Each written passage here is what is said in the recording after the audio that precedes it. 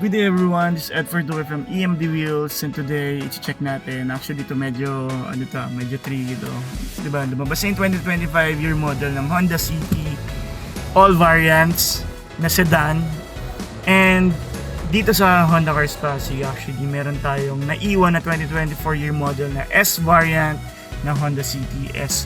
So sa mga may approval dyan and you're looking for zero down, especially for the BPI approval, sa BPI approval natin to pwedeng i-offer 20% approval, pwede namin ibigay na down payment na zero down, so wala kayong ka-cash out basta BPI approval kayo. So check natin itong 2024 year model na to. So guys, meron tayong very limited lang for 2024 year model na Honda City na S variant 1.5S na 2024 with Honda Sensing na to guys ha. So mga brand new pa rin. Ino-offer namin to for the BPI approval na clients natin with 20% zero down yung binibigay natin na promo. For the color availability ng unit na to, meron tayong Lunar Silver and Meteoroid Gray, which is tatlo na lang ang natitira. So, kung hinihintay nyo, apply na kayo sa akin. So, ano ba mga features ng Honda City 1.5S sa mga naghahanap dyan? So, yun, zero down. Basta BPI, zero down. Meron na siyang Honda Sensing. Honda Sensing natin may mga mission collision mitigation braking system tayo.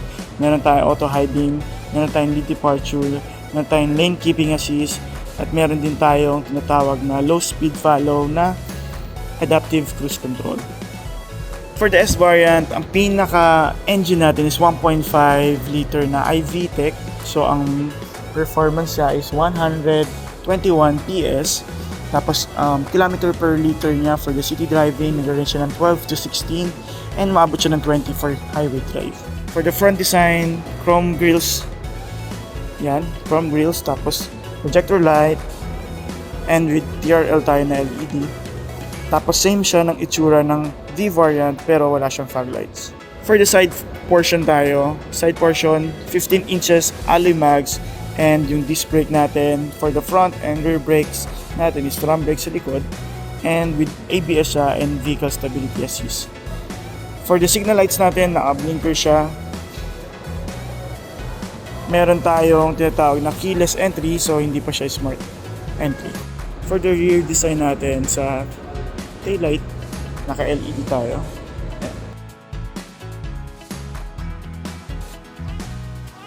Sa interior naman, yung pinaka-infotainment natin, meron tayong Apple CarPlay na 8 inches. Then, naka-push start na rin siya. So guys, if ever na interested kayo and with approval kayo ng BPI, especially for 20%, yun, zero down ang binibigay namin for the Honda City 1.5S CVT transmission. So CVT transmission to, 20% siya.